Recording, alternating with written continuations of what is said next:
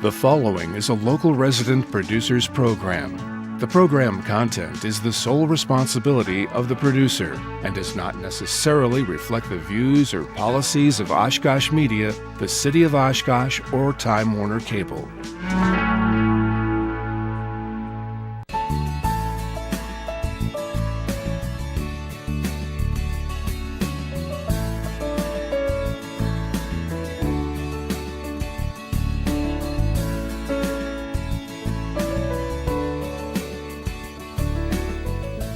Hello Oshkosh, this is Edward Kastner from Making It Happen.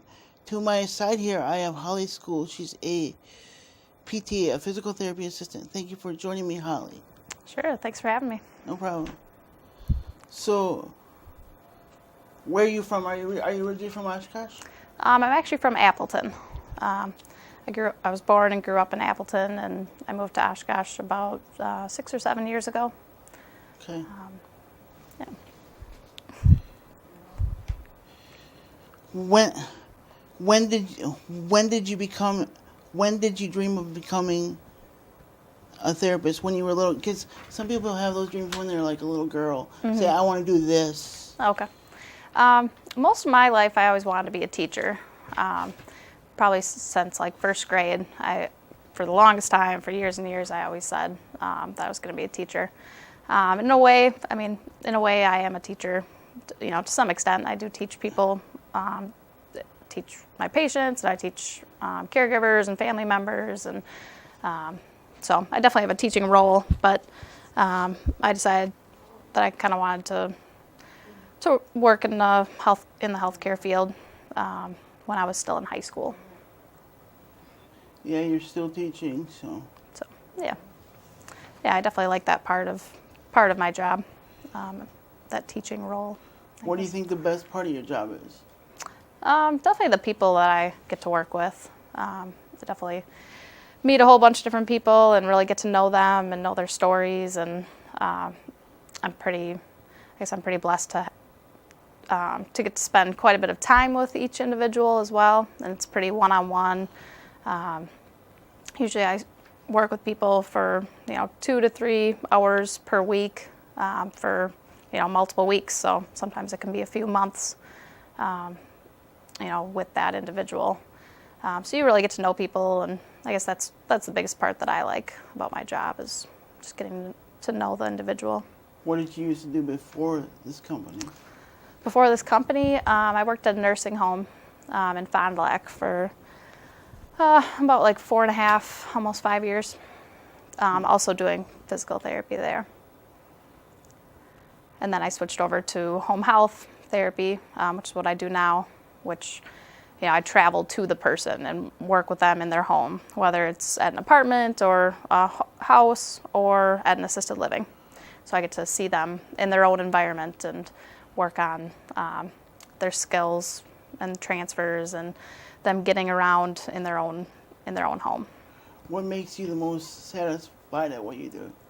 Definitely just making a difference in people's lives. Kind of those success stories that I come across, over the years, and just seeing people get stronger and seeing people get more independent with their daily life. Because as we're recording this today, I'm on 1475, so that's to break it down, it's 4 years and 15 days. 4 years and 15 days. Yeah, so that's a perfect example.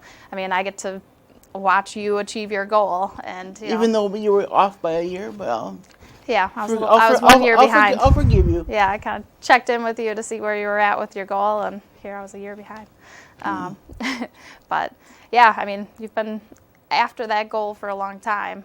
How many years is it total that you wanted to hit? 5 years? I have a goal of 2,000 days or walk independently, whichever comes first. Okay, so 2,000 days. So you're almost there. So we got some work to do yet. Yeah, I guess.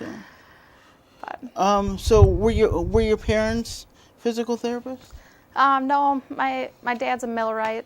He's actually retiring at the end of this month.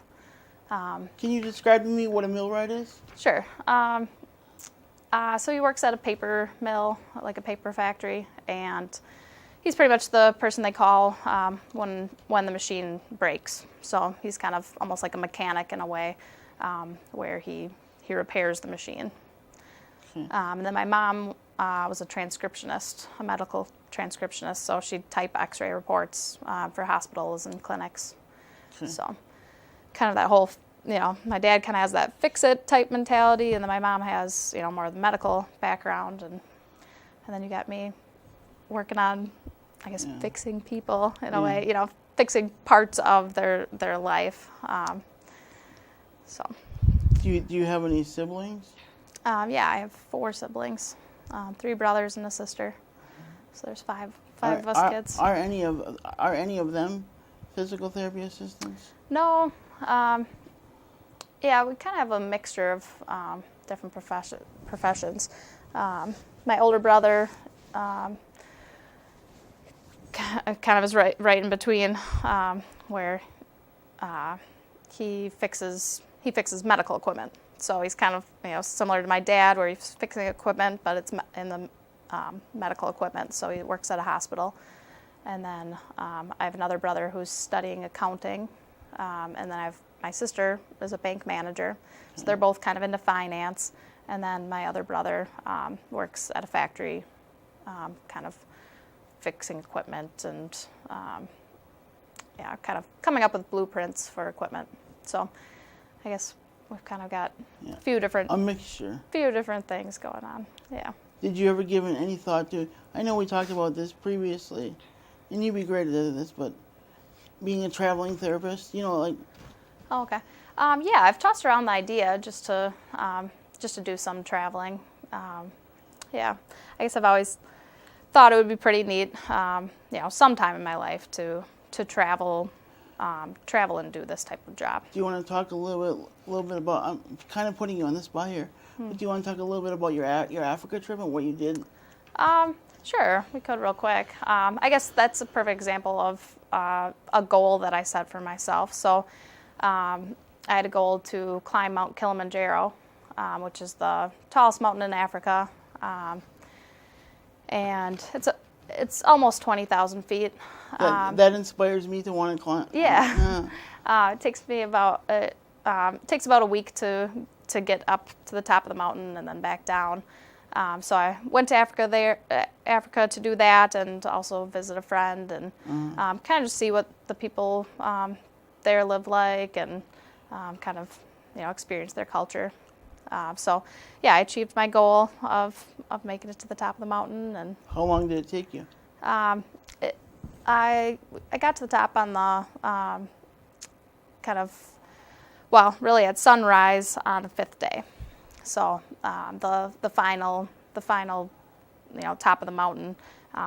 We were woken up at about 11 at night. Started climbing at midnight to reach the summit, the top of the mountain.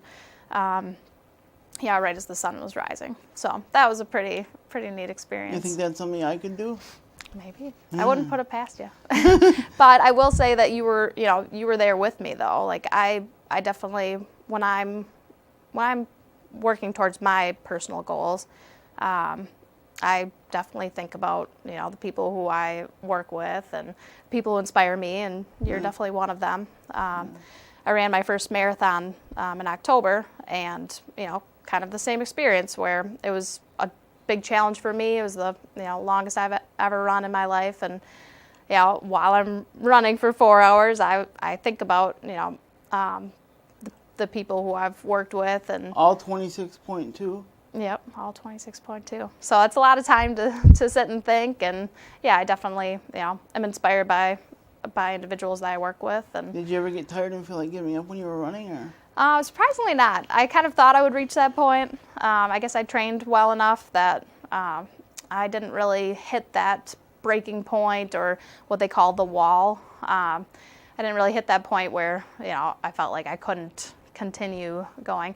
As soon as the marathon was done, as soon as I crossed the finish line, I definitely felt all the pain and my muscles tightening up. Almost within 2 or 3 steps, I could feel all my muscles tighten up. So Yeah, because felt the pain afterwards. yeah, because when I walk, I think about my friends. I think about God. Because I know God's my biggest cheerleader. He's been pushing Yeah. me this whole time. I couldn't do it without him. So, Exactly. and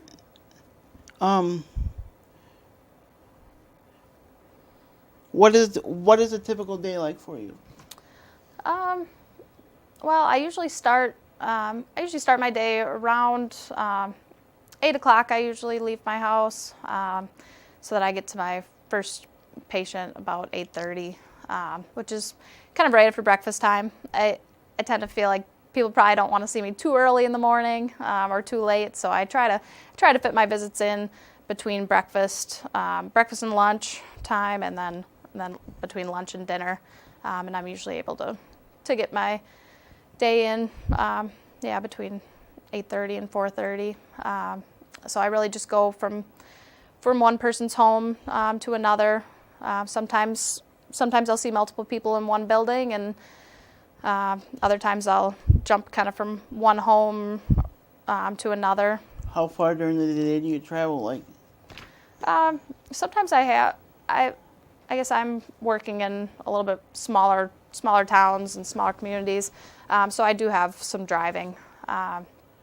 Sometimes I'll drive like 25 to 30 minutes between one client to another. So I'm probably in my car maybe an hour to an hour and a half per day. But then there's other days that I'm spending most of my time all in one city. when you have a session with an individual, what's your main goal walking into the apartment or house, wherever they live? It really depends on the person. I mean, everyone's goals are different. They're really based on the individual and what their needs are. But yeah, like you mentioned, it's usually basically getting around. Can they get up from all the different surfaces in their home? Can they get up and down from their bed, the toilets, the whatever chairs they sit in, or a wheelchair. Because mobility is very important. Yeah. I mean, it allows you to live as independent as you can without needing as much assistance or needing as much help from caregivers or family members. And then, so yeah, transfers are a big part of it, and then walking is a big part of what I work on, and just balance, preventing falls. What's been your most challenging case? I guess a lot of the challenging cases are if someone isn't very motivated. That can be tough because I can't do it for them. All I can do is educate. What do you do to help encourage them to maybe reach that point? Yeah, I think some of it's just getting people to buy into it. Kind of like coaching? Yeah, definitely. There's definitely a coaching component and encouragement, and I do feel like I have to be a cheerleader to some extent, and I do have a part in motivating people. And sometimes it's just explaining, what the benefits are, and letting people know that I do believe in them, and that they can achieve their goals if they work towards them. So some of it's definitely being a motivator. Okay. What kind of schooling do you need for the physical therapy assistant? Yeah, so physical therapist assistants have associate degrees, 2 years plus a summer is the PTA program. Okay. And then that involves 3 clinical experiences, 2 of which are full-time experiences, and then 1 part-time experience where you're on the job and working under a clinical instructor. And then we also have to pass a board exam to get licensed for the state. Okay. Is that pretty difficult? It can be. Like if somebody wants to be a PTA but they're not a good test taker, what would you recommend? Just studying hard, I guess. Yeah, you definitely can't, you can't fake knowing the knowledge. You either know it or you don't. The program, the PTA program that I was in, they had revamped their program the year before I started it. So I was the first, I was in the first class of of therapists that had the new program, and it was redesigned to help people pass that exam, because prior years people were struggling passing that exam. Okay. It's a national exam. Did they make it, you think, a little bit more suitable? Yeah. I believe the passing rate went up quite a bit. Is it more From that. a written exam or is it demonstration? It's a written exam. Okay. Yeah. Do you have to, like, when you go through physical therapy PTA school, do you have to do any, like, demonstrations so that you kind of know what you're, doing? Because I'm a visual learner, so I pick Yeah. up visually. Yeah, definitely. There's a pretty huge component in the program for what we call labs. So pretty much every class had a lab portion of the class that was very hands-on, and we would work with the other students as if they were our patients, and so we had lots of mat tables out, and one person would play the patient or the client, and the other person would be the therapist. So we had to do a lot of hands-on learning with each other. Okay. Kind of like they would do in nursing college, or yeah. Yeah, I'm sure it's pretty similar.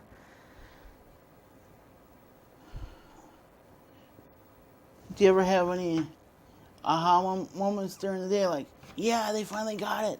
Yeah, definitely. And those are always exciting, and definitely keeps me, excited about my job. And I'm kind of one of those people who's very fortunate to have a job that I love, and really every day.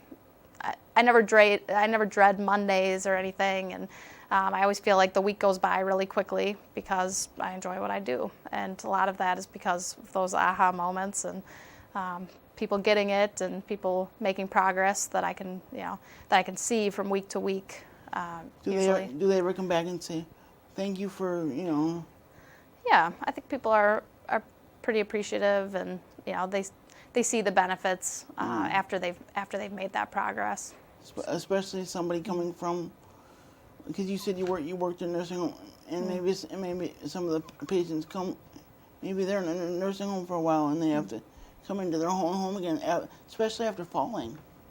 Maybe they really injured themselves. Yeah, and at the nursing home, that was always exciting because, yes, we would lose that person because they would go home, but they achieved their goal. Their goal at the nursing home would generally be, to get back home. And then now I see people in their homes, and it's about keeping them in their home and keeping them from getting hurt or having falls and injuries, and maintaining their independence. Whereas at the nursing home, it was a little bit more geared towards, getting them back home. And then I'd take it the next step after that with my current job. What would you recommend to somebody with a disability, or maybe elderly, that wants to get up and maybe like stand for a few minutes and never tried it before, and maybe they are scared? Yeah. Yeah, I mean, fear is definitely a big factor, especially if people have had falls. That can be, very debilitating, just mentally being fearful. The biggest thing is doing things in a safe way. So knowing what your limitations are, and like you suggested, standing. You'd want a seat right behind you, and you'd want somebody there the first time if you hadn't been doing any standing. You'd want to make sure there's that safety net there where you're not going to get an injury because you're trying something new. So it's great that this individual is trying to do more and be more active, but you also want to do it in a safe way. Yeah. So you want to make sure it's a safe environment, and standing up to a stable surface with a seat right behind a person is usually a pretty good way to start. And I know a lot of times I start that way. Or would you recommend having somebody by depending upon their balance and? Yeah, someone standing by them. Definitely. Yeah. And really, I mean, if it's someone that is very fearful and thinking that they might really struggle with it, then therapy would be a good option for them. When you come to a home, I kind of remember the assessment, but kind of don't. But you want to tell people about the assessment that you do?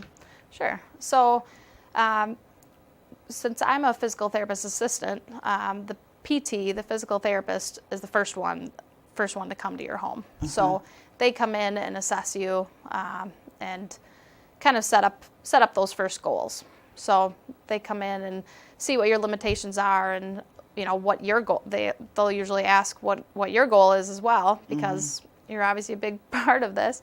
And then they come up with goals and come up with a plan, and then I'm usually coming in on the second visit, and then I start implementing that plan. So then I'm treating that person working towards the goals that are set up. And the goals are designed to address any problems that you have. So if you're telling the therapist that you're struggling, getting up from your wheelchair, or struggling, with your balance when you first stand up, or needing help with getting into bed, those would be examples of goals that we would set up. And what small? I mean, if they had trouble getting out of bed, what's one thing that was a small goal that would lead to them getting out of bed? Because maybe they can't. Maybe they can only sit up at first, and they don't have the leg capacity to, Yeah. So some of the treatments that I would work on for that then would be, even just working on rolling, or, working on leg strength and arm strength, and core strength, stomach and back strength, to be able to move around better in bed, and then working towards sitting up then. Because I know I do my planks, and you said that works on the core, that works on the back. What else does it work on? Well, really arm strength, shoulder strength, Okay. shoulder stability. Speaking of shoulder stability, did you want to demonstrate some shoulder exercises with my red ball here? I suppose we could. I think you were curious about some stretches and Yeah, everything some too, right? stretches, yeah. But yeah, core strength. I mean, sometimes we really neglect our stomach muscles, and we use our stomach muscles whenever we go to stand up, whenever we sit up from a bed, and of course when we're walking and standing. If we have a really weak core, we're not going to have very good posture. So a lot of people get kind of lazy about their posture, and I know I do as well, and we kind of slouch in chairs, and we're not holding ourselves up. So, even an exercise can be as simple as, scooting away from the backrest of your chair and, sitting up really tall, and not relying on the chair from Not holding slouching. us up. Yeah, not slouching. And then, of course, with a medicine ball, we can do some overhead reaches, Okay. and, some working on some rotation type What was the motions. twisting one that you showed me to work? Because remember, Yeah. I told you I'm having trouble with turning. Yeah, a couple of them that we were working on was doing like a rotation like this, and then also like up and across, like a diagonal. I know. I consider was that an like exercise for you. chopping, but Yep. Yeah, like chopping wood. You want to try it? what is that? What is that? So that's working on extension, and then also rotation. So you're working So it's up and down, up and across. Yep, up and across your body. like this, Yeah. and then back And up. trying not to move your whole body, really just moving your arms. Okay. I'm just trying to figure out, if people want to work on their strength, could they do maybe behind their head? Yeah, behind their head, and then straightening the elbows, Yeah. working on your triceps. Yeah, and your triceps are important for pushing yourself up from a chair. So every time that you go to stand up, you're relying on your triceps to be able to push yourself up to stand. A safe way to get stronger, of course, is doing a lot of exercises sitting. That's a good place to start, just because it's going to be a safe option. So, working the leg muscles by doing really all the different motions that your legs can do, right? So doing different hip motions, knee motions, ankle motions, and then of course your arms as well. What would you say to somebody if they wanted to do a simple, to either get legs stronger or arms stronger? Yeah, I mean, really the biggest thing is just moving. Moving. Right? It's just general, just moving more is the biggest thing. Or even for you, propelling your wheelchair. is a great exercise for you. Going up and down the Have hallway. you ever worked with and I know I mentioned this before, but have you ever worked with a person that's real fearful, that is scared to move and scared to try? Yeah, definitely. Especially if someone has had a fall, and especially elderly patients who I work with. I primarily work with elderly people, and